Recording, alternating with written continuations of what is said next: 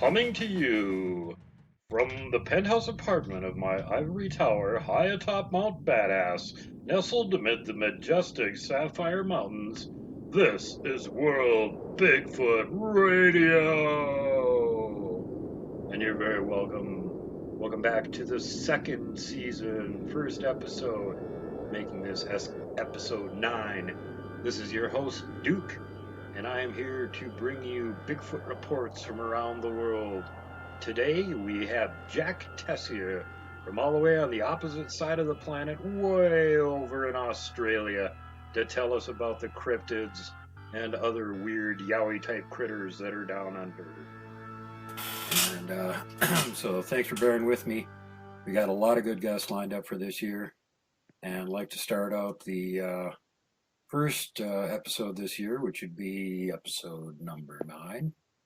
Number nine. Who is number 9?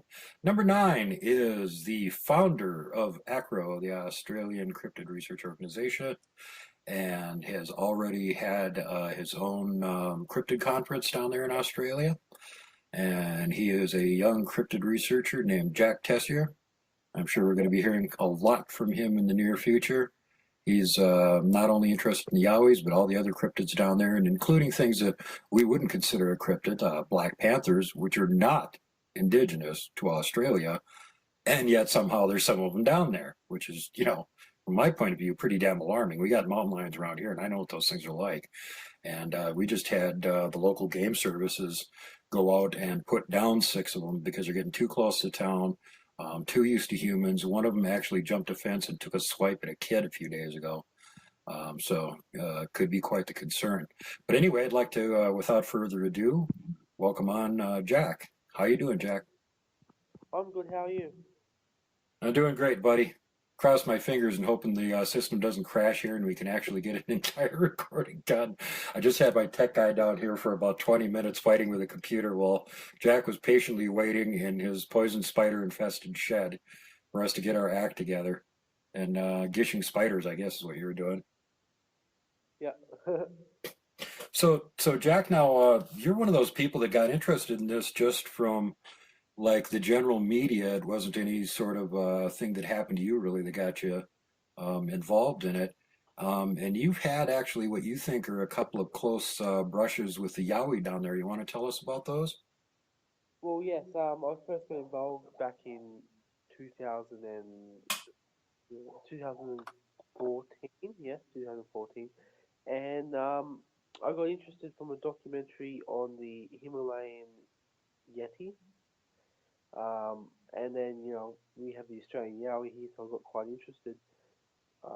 And then before I knew it, I was out doing some field research in the Wadigans Mountains, which is among Yowie researchers is one of the well-known spots for research for Yowies.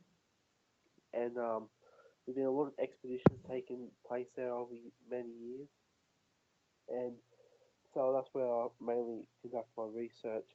I've even had a possible close encounter when my father was with me. We were right near a path, and I was walking down this path, and I looked over, and then I saw this creature, this fairly tall creature. I can't tell you how tall it quite was, but um, it it it was facing the other way, and then next minute I looked over again, and then there it was. It was facing me, and then before I knew it, it was disappeared into the bush. You know, How far away from you do you think it was? um, I'm gonna have to say at least 20 meters, roughly. So not super far away, but enough distance that with like intervening brush or anything, it'd be real tough to be absolutely certain of what you were seeing. Yeah, It yeah. sounds like you might have actually run into one there. How long did you actually get to see it? Oh, probably under a minute before it was gone. Well, that's actually a long time. Even seconds, when you're watching one of those things, can seem like an hour. Yeah. So yeah, yes, and that was back in January 2015. After I made many trips out there, and I still don't know what I saw, so I can't even tell you if it was a yowie, if it was just me seeing things. But it was definitely interesting at the time when I seen it. Yeah, so yeah, it's something I wouldn't forget. And Did did you have any other phenomena surrounding it? Any kind of vocalizations or anything thrown at you or anything like that, or smell anything? I barely got any vocalizations. I have, however, when I was camping in Jimna, which is a much different place, that's all the way up Queensland, southeast Queensland. Um, that was near Kilcoy, which is the Yowie capital of Australia. Um, I was camping there with a researcher called Laurie Creel. He's one of the A.C.R.O members from Queensland. Him and I um, were camping up Sorry, there. Jack. I hate to cut you off there for a second. Can you get up on your microphone a little bit? It's hard to hear you. Okay. Um, There you go. That's better. Try and get a little bit louder if you can. okay. So me and Laurie Creel, who's another Yowie researcher, we were camping there in Jimna, which is about it's right near Kilcoy and Mount Kilcoy, and Kilcoy is actually the Yowie capital of Australia. It has a Yowie statue and everything. They even have Yowie burgers, um, and so which is from what Servo there. So they really did get a lot into the Yowie phenomenon because of a sighting that took place there back in 1978, where two young boys almost shot a Yowie there in Kilcoy when I think they were going pig hunting. And so, um, yeah, so when me and Laurie were camping in Dimna, my father was with us too. But we heard, we were just sitting down around the campfire, and this is far away from civilization. It was pitch black. We heard a large cow, unlike any unlike any Australian animal. Um, What did it sound like to you? Can you like mimic it well, at all? Or well, it sounded like a human. Okay, so it sounded like a human doing a large cow. Okay, doing a big cow that they can, but probably a lot larger than a human could do it. Mhm. All the way from up the mountain, and it happened once, and it happened a couple of hours later. So Wow. yeah, So do you yeah. think it was fairly close to you? Did it sound like it was nearby or further away?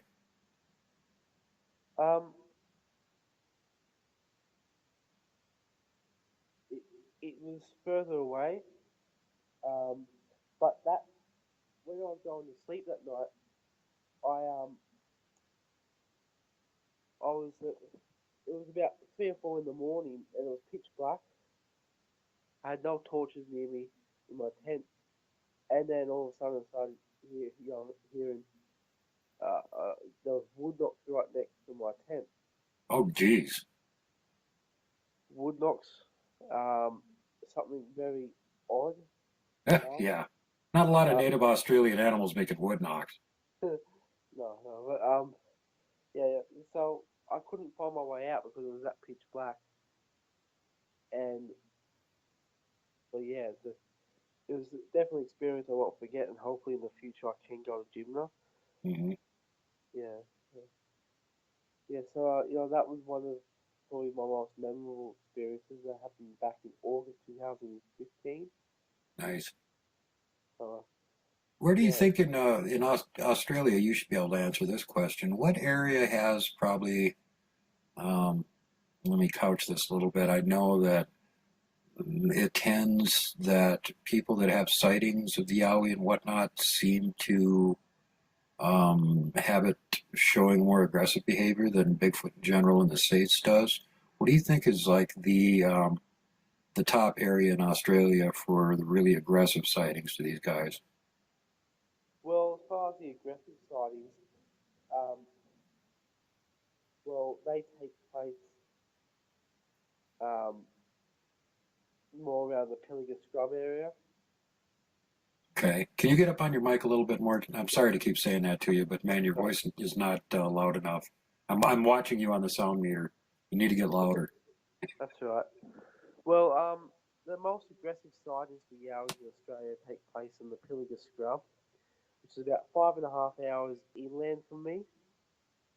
Um, I've even heard horror stories about the Pilliga Scrub and the ghostly apparition of the Pilliga princess that's occasionally seen there too.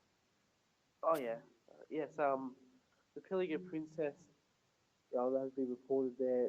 She apparently got hit by a truck back in the 1990s, because she usually walks along that stretch of road, and then she's been haunting that highway, the new highway along there, that stretch of road there in the Pilliga Scrub, with a lot of Yowie sightings have taken place. She haunts it around midnight, or night time. Um, but yeah, yeah. So that's one of the stories, and What I'm sure. does anybody know? Well, I mean, if this is a real person, she was actually hit, and they know what year. Do they know what time of night she was hit? Um, I don't think so. That's But interesting, and they usually only see her after midnight. well, at night time, I'm not too sure about the time exactly. I've heard some things about early morning even, but Well, the reason I ask is that a lot of ghost phenomenon seems like the ghost. How to put this? The ghost has sort of made an impression in space time from some really horrific thing that happened to them, and they tend to like do the same thing over and over again. Like if somebody was walking across the road at 9:45 and got hit at 9:45, you would expect that you would see the ghost at 9:45. again in the same place on the road where they were hit. Like the ghost is stuck in a time loop or something, and they're acting out their last few minutes of life over and over again. Yeah. Yeah. Absolutely. Creepy stuff. I'm not really a ghost guy. I kind of stay away from it because, Bigfoot's bad enough. I don't need to deal with ghosts too yet. Yeah. Yeah. Absolutely. Yeah. Well. Yeah. So the Pilliga scrub basically has some frightening, you know, encounters with Yowies in particular. People went mysteriously missing there, and a lot of weird phenomena. So there have been people that have just gone completely missing there that they've never found them, never found a trace of. Well, Don't I've know what heard happened. those rumors. I'll admit they're rumors. Right. I haven't watching that myself, but yeah, yeah. That's how it supposedly goes. Um, Well, we get that from around here too, where people will disappear, and the locals who know more about it will say, well, this doesn't add up with what the police are trying to say and what the newspaper is saying, but that sort of information doesn't usually get spread any further. So outside the local area, people generally don't know anything about it other than, oh, well, so and so disappeared out in the woods and they haven't found him yet. mm, yeah, yeah, exactly. So yeah, it's a pretty weird place. I've never been myself to Pilliga Scrub, um, but from people I've spoken to that have been there, that were going to camp there, they had to immediately leave because they were too frightened to stay there because it was such a bad feel they got it from that place, bad vibe.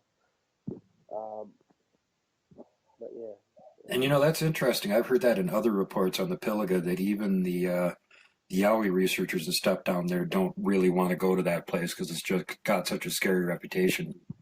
And the ones that have actually gone there seem to come away with the feeling that it's a well-deserved reputation. So it's hard for me to get a real grab on what's actually going on in the area, but it sure doesn't sound very mm, yeah, exactly. Yeah, uh, it's not for the faint-hearted, but yeah, yeah. So a lot of weird stuff has happened there, frightening stuff. A lot of people in that particular area. Is there other some like large Australian animals that could potentially be responsible for people disappearing in that area outside of the Yowie? Um, I have And heard a report of in the Pilliga Scrub too of an Australian big cat. well, let's jump into that subject here real quick because this is something that a few of the people here in the states are going to be interested in. And as most of you probably know, big cats are not indigenous to Australia, and they're not allowed in the country. So if they got there, somebody brought them in illegally and released more than one of them so they could start breeding. And unless I got my information wrong, all the ones that people have seen in photographs so far have been black. Mm. Well, Is that correct, actually, Jack? actually, here's what the story goes: is that actually the U.S. Navy came over here to help us during World War Two, Mm-hmm. and they brought up. They have mascots. Those mascots include baby panthers, and They were growing to enormous length. Um, well, they were growing into adults.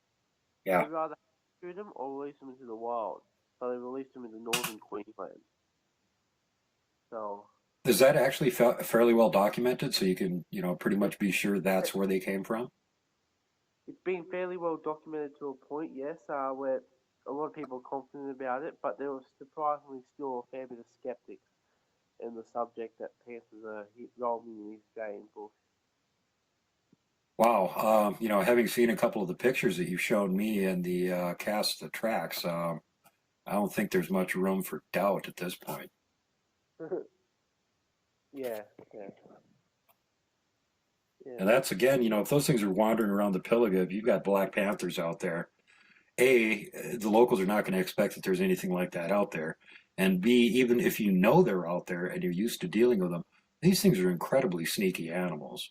And they like to climb up above and jump on you from behind. And, if you have no idea there's something like that out there and maybe you're out there in the dark or something, it's pitch black. You're not going to know it's even there until you're attacked, and then bye bye. Yeah, yeah. Um, yeah, so it's yeah, so I mean, there's a lot of sightings still taking place around where I live. You know, it That's seems not like reassuring. no, it's really not. Um, Like them to be somewhere other than where you live, right? I have a friend that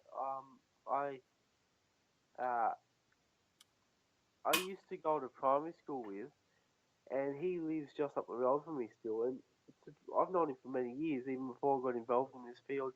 And what's surprising is that he came out and told me his story where he saw one across the road from a soccer field, um, in not that far from me, or a few suburbs from me, heading off into the bush back around 1 in the morning, around Australia Day uh, last year.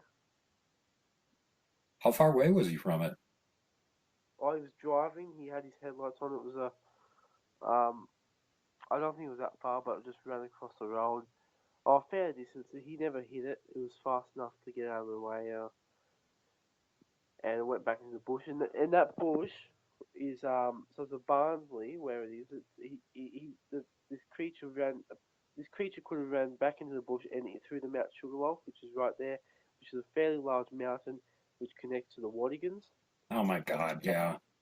So as soon as it hit that woods, there was like pretty much no chance of figuring out where it went or catching up with it, other than following its track. Yeah, exactly.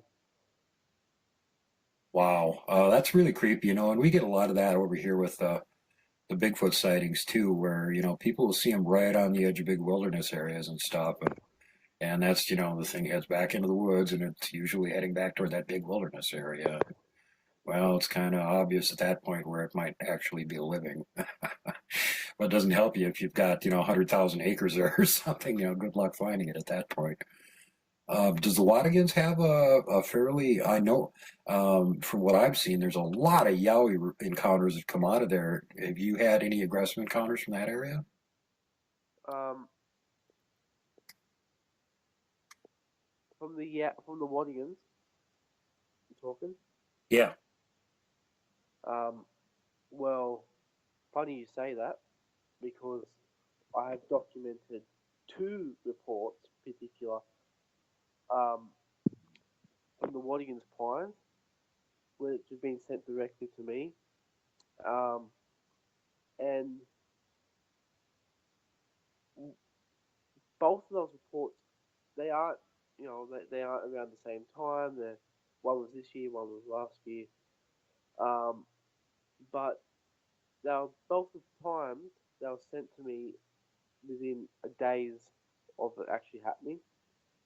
A Um, year apart, though. yeah, the sightings took place a year apart. And Um, were they in nearby areas? um, no, the Waddington's Pines, which is the Waddington's Pines campgrounds right there, Right. in the is where they both took place, or So near there. One took So, place. so wait a minute. Wait. Let's see if I got this straight now. There was a sighting, and then a year later, one day separating it, there was another sighting, and they were both basically in the same place.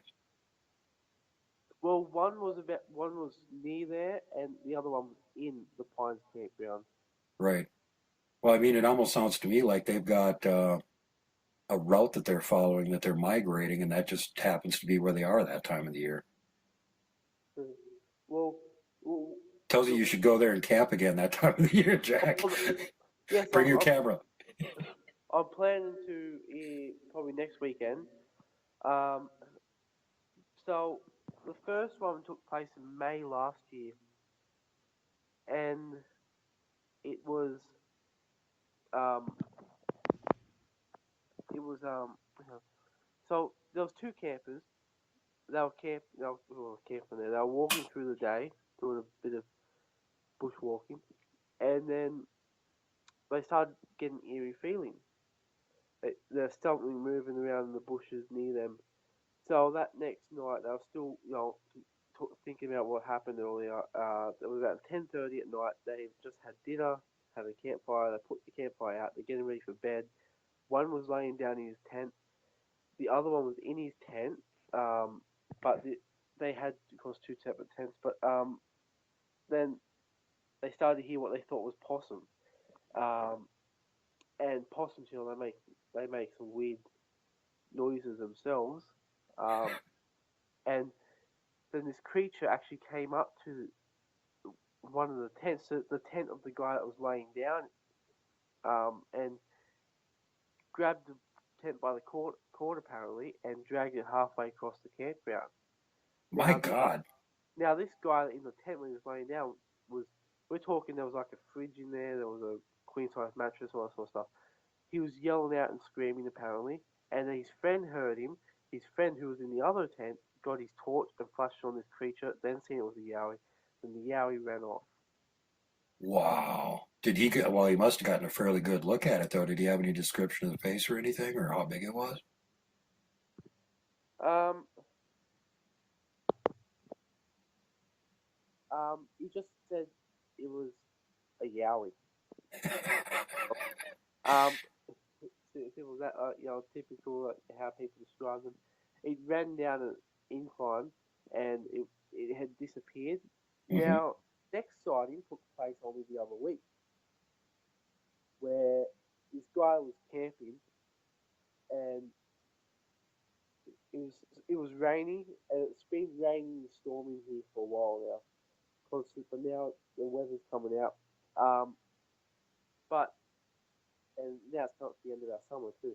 So he was camping in his tent, and then he heard a bang outside. Um, and he went outside.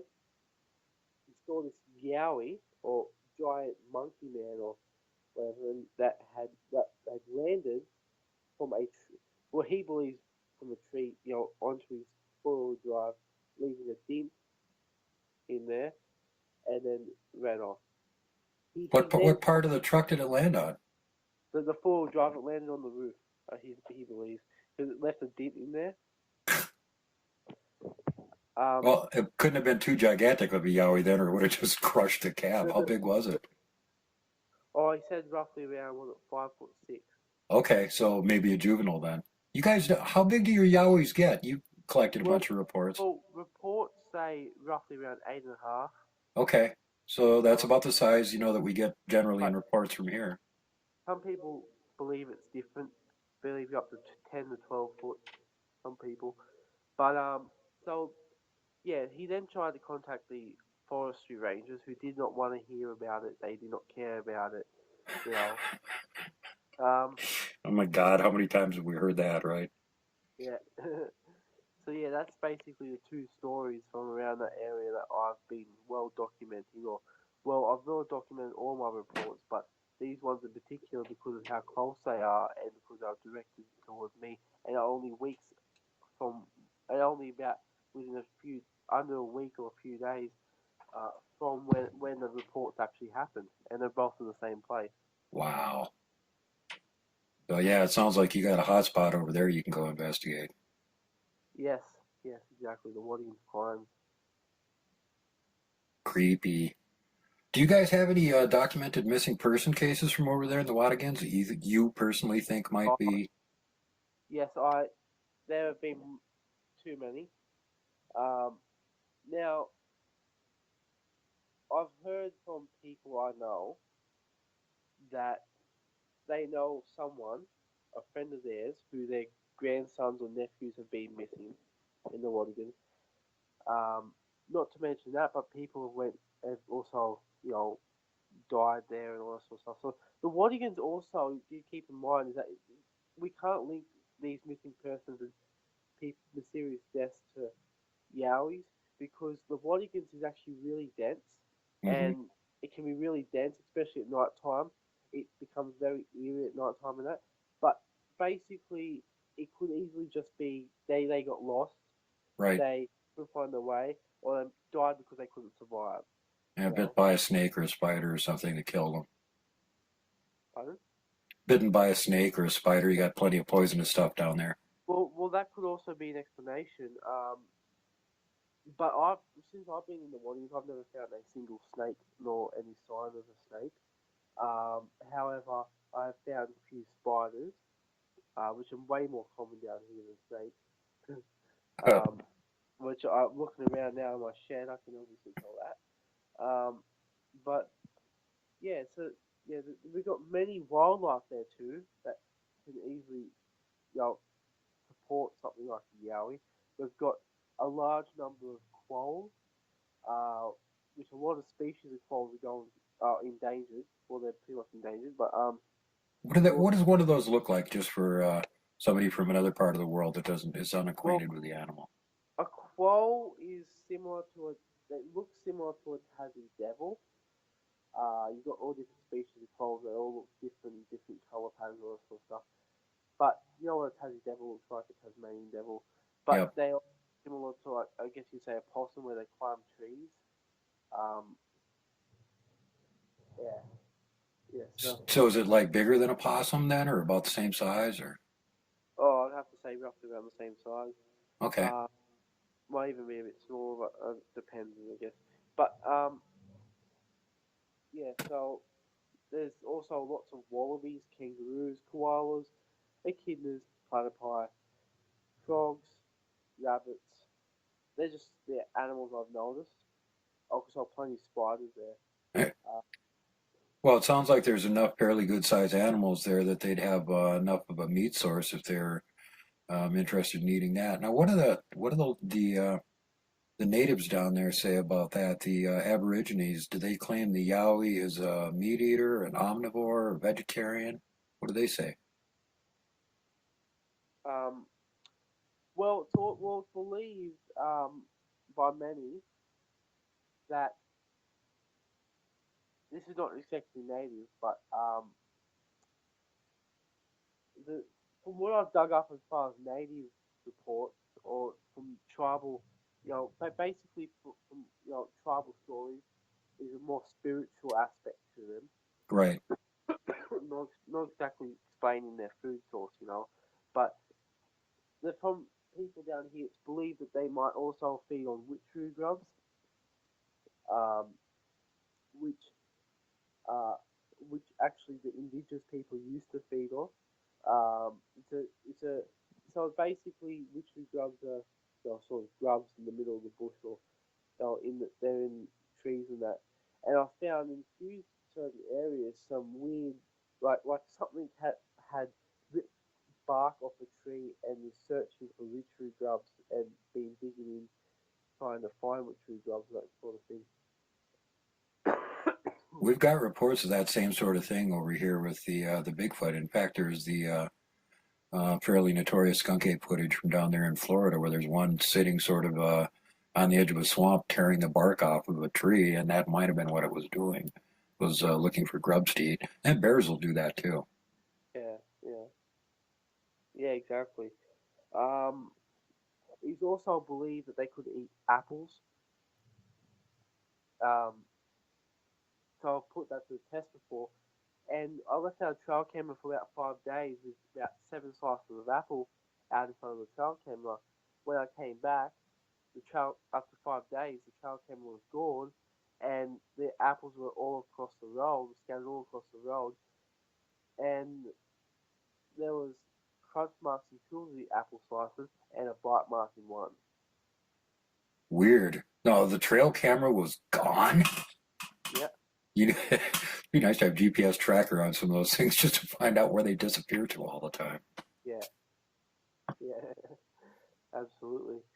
Um, yeah, that's just one of the beliefs, and also, of course, kangaroo, wallaby, you know, um, also sometimes cattle. Um, but yeah, there's just some beliefs, I guess, into what Yowies could be eating. and also it would be very okay. So in the Wadigans, at about in early morning or about at dusk, you'll find kangaroos, at least 20 to 100 of them, grazing among the fields at the southern end of the Wadigans, Hmm. the bottom of the Wadigans where all the farms are and all the houses are. And so yeah, that's kangaroos and wallabies. So could be an easy, food source for Yowies. Yeah. Now, that's one thing a lot of people up here might not realize that, kangaroos aren't just usually hopping around by themselves. They'll actually travel around in groups. Yeah, absolutely. Um, And could make them easier for them to catch, too. I mean, if you've got a whole herd going through some choke point or something, it's going to make it a lot easier than just trying to nab one individual.